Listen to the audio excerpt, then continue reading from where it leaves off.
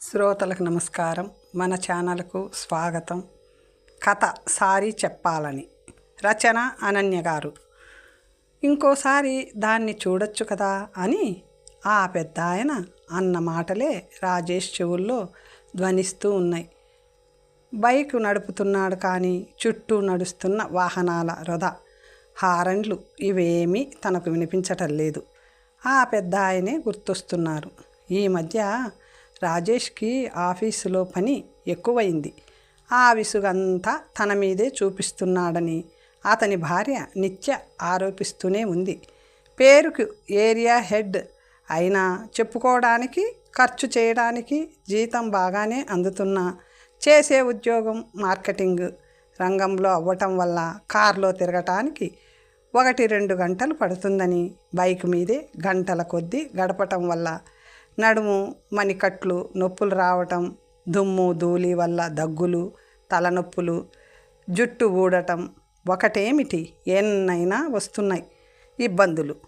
ఈ యాతనకి తోడు ఉద్యోగంలో టార్గెట్లు, శారీరకంగా మానసికంగా ఒత్తిడి ఎక్కువైపోతూ పెళ్ళాం బిడ్డలతో గడపటమే లేదు సరికదా. మాట్లాడే 4 మాటల్లోనూ విసుగు, చిరాకు ఉంటున్నాయి. నిత్య చెప్పటమే కాదు, తనకి తెలుస్తుంది. కానీ ఎంత వద్దనుకున్నా ఈ కోపం, విసుగు ఇంకా ఇంకా ఎక్కువ అవుతున్నాయి. ఉదయం అదే జరిగింది. చిన్న విషయానికి ఇంట్లో చిలికి చిలికి గాలివాన అయ్యింది. తనపై స్థాయి మేనేజర్ ఒకతను ఊళ్ళోకి వస్తున్నానని కబురు పెట్టాడు. అతనికి పిల్లనిచ్చిన మామగారు ఏదో సర్జరీ కోసం ఈ ఊళ్ళో ఆసుపత్రిలో చేరారని, ఆయన్ని చూడటానికి వస్తున్నానని, రాజేష్ కూడా అక్కడికే వస్తే ప్రాజెక్టు విషయాలు అక్కడే చర్చించవచ్చని చెప్పాడు. అసలే టార్గెట్లు అవ్వటానికి టైం తక్కువ ఉందని టెన్షన్లో ఉంటే అతన్ని కలవటానికి ఒక రోజంతా వృధా అయిపోతే ఎలా? పైగా ఆ ఆసుపత్రి ఊరికి ఆ చివరన ఉంది. రాను పోను 4 గంటలు పోతాయి. ఇక అక్కడ చర్చలంటే ఇంకో 4-5 గంటలు పట్టేస్తాయి. కానీ ఇప్పుడు రానని అనలేని పరిస్థితి. ఇంకో నెలలో రివ్యూ మీటింగులు ఉంటాయి. ఈ బాస్ ఇచ్చే రివ్యూని బట్టి రాజేష్కి జీతం పెరుగుతుంది. ఇలాంటి సమయంలో అతనితో రాలేనని చెప్పటం రిస్కే. దాంతో చేసేదేం లేక వెళ్దామని నిర్ణయించుకున్నాడు. ఉదయమే బయలుదేరుతానని నిత్యకి చెప్పాడు. ఉదయం పిల్లవాడిని స్కూల్కి సిద్ధం చేస్తూ ఇడ్లీలు వేసి పెట్టింది. పచ్చడిలో ఉప్పు వేయలేదని కేకలేశాడు. అయ్యో, ఇంకా వేయలేదు, అప్పుడే వడ్డించేసుకున్నావా అంది.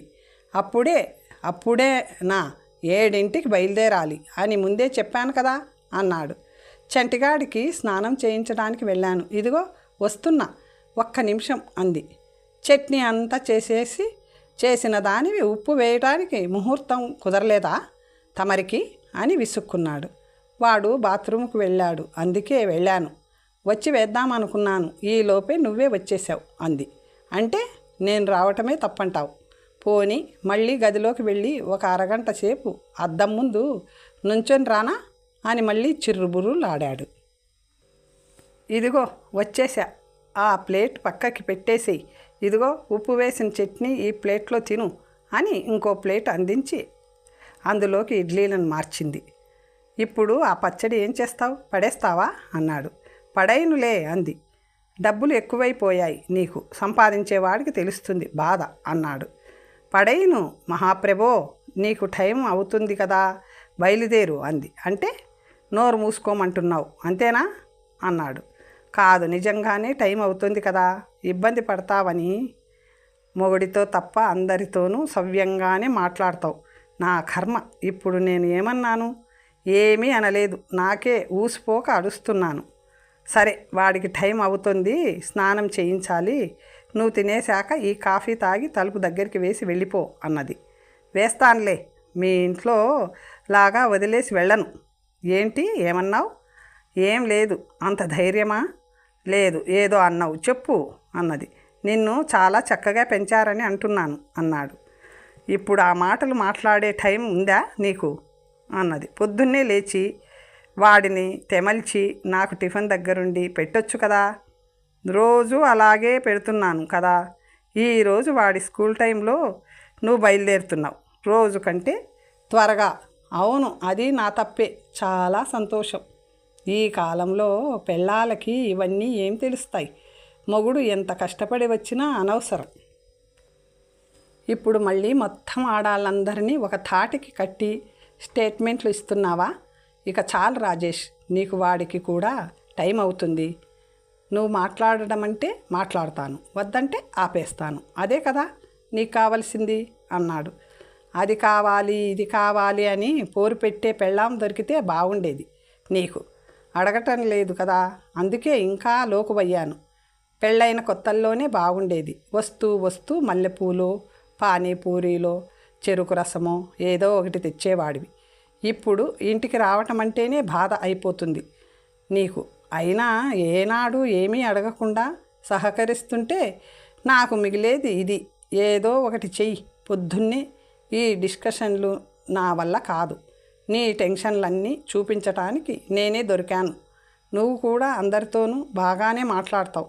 నా విషయానికి వచ్చేసరికి కారాలు మిరియాలు నూరుతావు. పెళ్ళామంటే మొగుళ్ళందరికీ లోకువే అన్నది. నువ్వు కూడా మగవాళ్ళందరినీ ఒక తాటికి కట్టి మాట్లాడుతున్నావు కదా. పానీపూరి కావాలంటే నువ్వు కొనుక్కొని తినొచ్చు, నన్నిలా దెప్పక్కర్లేదు. ఎంతసేపు నీ గురించే నువ్వు ఆలోచిస్తావు. నాకేం చేస్తున్నావు? ఈ కాఫీ కూడా వేడిగా లేదు. చలిలో 20 కిలోమీటర్లు బైక్ మీద వెళ్ళాలి. వేడి కాఫీ తాగే యోగం కూడా లేదు నాకు. ఇంకొక అరగంట నా మీద అరువు, అప్పుడు కాఫీ వేడిగా ఉంటుంది. మరి నాకు కావాల్సింది పానీపూరి కాదు, అది తెచ్చిచ్చే నీ ప్రేమ ఆదరణ. అది అర్థం చేసుకోవు. చెప్పినా నన్ను అర్థం చేసుకోదు. పైగా నేనే తనని అర్థం చేసుకోవాలట. బయటికి వెళ్ళే మొగుణ్ణి చిరునవ్వుతో పంపించడం ఎప్పటికి వస్తుందో. అయినా నిన్ను అని ఏం లాభం? ఎవరి నుంచో వచ్చిన పోలికలు. రాజేష్ అంటే నన్ను అను, మా అమ్మా నాన్నని అనొద్దని చాలాసార్లు చెప్పాను. నాకు చిరునవ్వు నవ్వాలనే ఉంది.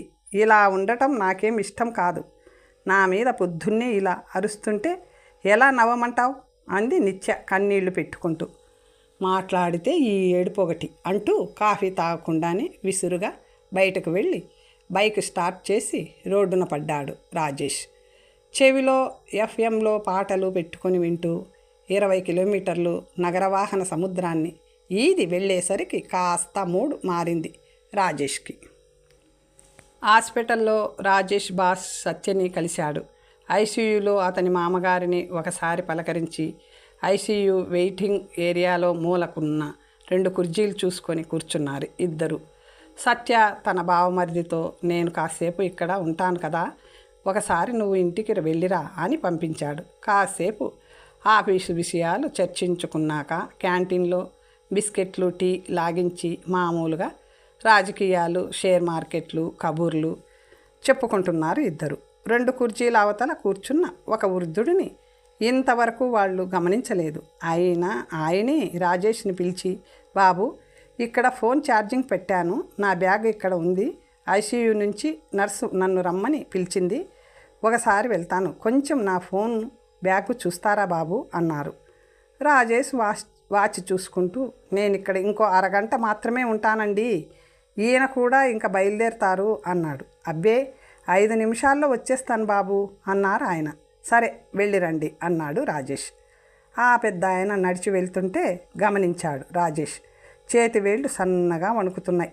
చిన్న పిల్లల కంటే చిన్నగా బుడి అడుగులు వేస్తూ నడిచి లిఫ్ట్ వైపుకి వెళ్తున్నారు. 80 ఏళ్ల పైనే ఉంటుంది వయసు. కాటన్ తెల్ల పంచె మీద లేత నీలం రంగు చొక్కా వేసుకున్నారు. చిన్న సంచి చేతిలో పట్టుకొని నెమ్మదిగా ఆ చిన్న అడుగులతో లిఫ్ట్ చేరుకున్నారు. పాపం కదా రాజేష్, పెద్దవాళ్ళకి ఎంత కష్టం. పిల్లలంతా ఏఎన్ఆర్ఐలో అయ్యుంటారు, ఐసీయూలో ఉన్నది ఆయన భార్య అయ్యుంటుంది అన్నాడు సత్య. అయ్యుండొచ్చు అన్నాడు రాజేష్ ఏదో ఆలోచిస్తున్నట్టుగా తల ఊపుతూ.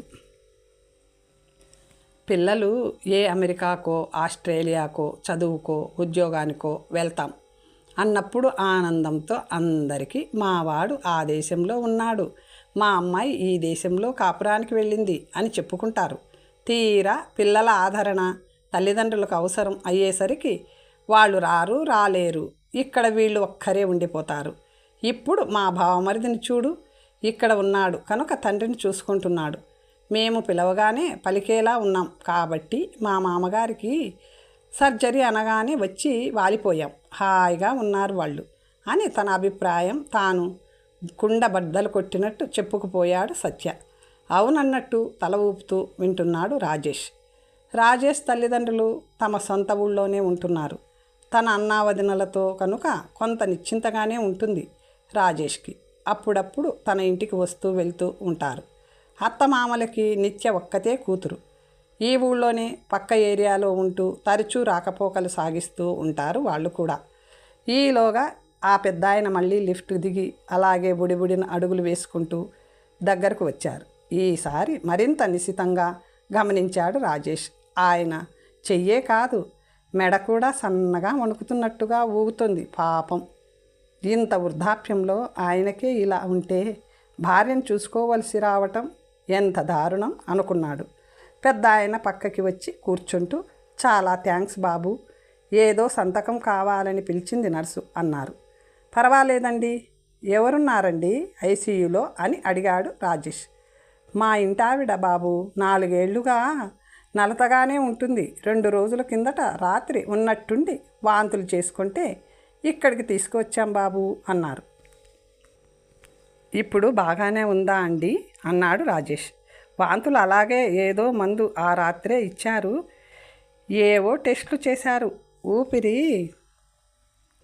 ఊపిరితిత్తుల్లో ఏదో ఇన్ఫెక్షన్ మొదలై ఇప్పుడు మెదడుకు చేరిందన్నారు. సర్జరీ అవసరమా లేదా అని డాక్టర్లు మాట్లాడుకొని ఇదిగో ఇందాకే సర్జరీ చేసి చూద్దామని నిర్ణయించారు బాబు.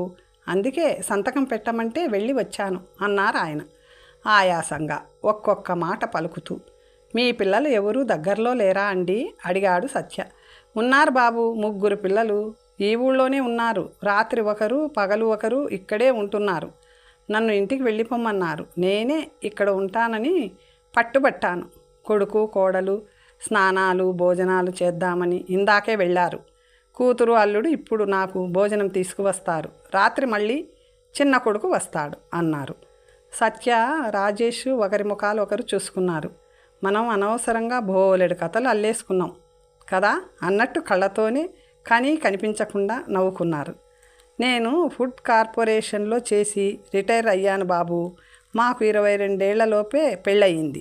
అది నా మేనకోడలే. పాపం 60 ఏళ్ల పైనే ఒకరికొకరం తోడుగా గడిపాం. అదలా మాట పలుకు లేకుండా మంచం మీద పడి ఉంటే అని దుఃఖం పొంగుకురాగా వాక్యం పూర్తి చేయలేక ఆగిపోయి కళ్ళు తుడుచుకున్నారు ఆయన. సత్య రాజేష్ ఏమీ మాట్లాడలేదు. అలాగే ఆయన్ని చూస్తూ కూర్చున్నారు.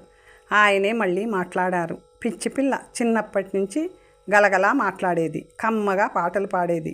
ఈ మధ్యే ఒక 3 ఏళ్లుగా ముసలిదయ్యింది. ఏదో 3 పూటలా వెళ్ళదీస్తూ వస్తున్నాం. ఇద్దరం ఉన్నాం కనుక పేరుకి మొగుడు పెళ్ళాలమే. కానీ చిన్నప్పటి నుండి అది నాకు ఫ్రెండే, కలిసి ఆడుకున్నాం. నాకు 84 అయితే దానికి 81 ఏళ్ళు. 81 సంవత్సరాల స్నేహం మాది. ఇప్పుడు ఉన్నట్టుండి అలా పడి ఉండటం చూస్తే ఏమీ తోచటం లేదు అన్నారు శూన్యంలోకి చూస్తూ, పెదవి విరుస్తూ. రాజేష్కి ఎందుకో పెద్ద ఆయన చాలా నచ్చారు. 81 ఏళ్ల స్నేహం, అందులో 65 ఏళ్ల సంసార జీవితం చాలా బాగుందండి. ఆదర్శ దంపతులన్నమాట. మేమైతే ప్రతిరోజు దెబ్బలాడుకుంటామండి. మీలాంటి వాళ్ళ నుంచి ఎన్నో నేర్చుకోవాలి అన్నాడు రాజేష్. ఆదర్శం అనేది చూసేవాళ్ళు అనే మాటే బాబు. మాట అనుకోకుండా ఏ మొగుడు పెళ్ళాలు ఉండరు. మళ్ళీ ఎంత త్వరగా కలిసిపోయాం అన్నదానిలోనే ఉంటుంది ఆదర్శం అంతా. నాకు చాదస్తం ఎక్కువ, మా ఆవిడికి విసుగు ఎక్కువ. ఇక ఊహించండి మా కాపురం ఎలాంటిదో అని గర్వంగా నవ్వారు ఆయన. రాజేష్ కూడా చిన్నగా నవ్వి, మరి ఎవరు సర్దుకుపోతారు అని అడిగాడు. అది సర్దుకోకపోతే నేను సర్దుకోకపోతే అది అన్నారు. ఇందులో ప్రత్యేకంగా చెప్పాల్సిందేముంది అన్న స్వరంతో, ఎవ్వరూ సర్దుకోకపోతే అన్నాడు సత్య. ఇద్దరం కలిసి సర్దుకుపోవటమే జీవితం. చాలా చిన్నది బాబు. మనము చూస్తుండగానే ఎదుగుతాం. పెళ్ళిళ్ళు అవుతాయి, పేరంటాలు అవుతాయి, పిల్లలు, వాళ్ళ చదువులు, వాళ్ళ పెళ్ళిళ్ళు, మనువలు, ఇలా రెప్పపాటులో అందరం కైలాసయాత్ర చేయాల్సిందే. కోపాలతో కాలక్షేపం వల్ల ఏం మిగులుతుంది అన్నారు. మీకు కోపం రాదా అని అడిగాడు రాజేష్. ఎందుకు రాదు? దుర్వాసుడి పక్క సీటు నాకే. మొన్న 4 రోజుల క్రితం దాన్ని ఊరికే కోప్పడ్డాను. 4 సార్లు పిలిచినా పలకలేదని. వినికిడి తగ్గిన మనిషిని పట్టుకొని వినపడనందుకు కేకలేస్తే దాని మనస్సు చివుక్కుమనదు. ఒక పూటకి నాకు తెలివి వచ్చింది, కానీ ఆ రోజే అది ఈ హడావిడి చేసింది. ఇప్పుడు సారీ చెప్పాలని నాకున్నా అది నన్ను గుర్తుపట్టడం లేదు. అసలు కళ్ళు తెరవాలి, నన్ను చూడాలి కదా, సారీ చెప్పగలనో లేదో అంటూనే ఆయన కళ్ళనీళ్ల పర్యంతం అయ్యారు.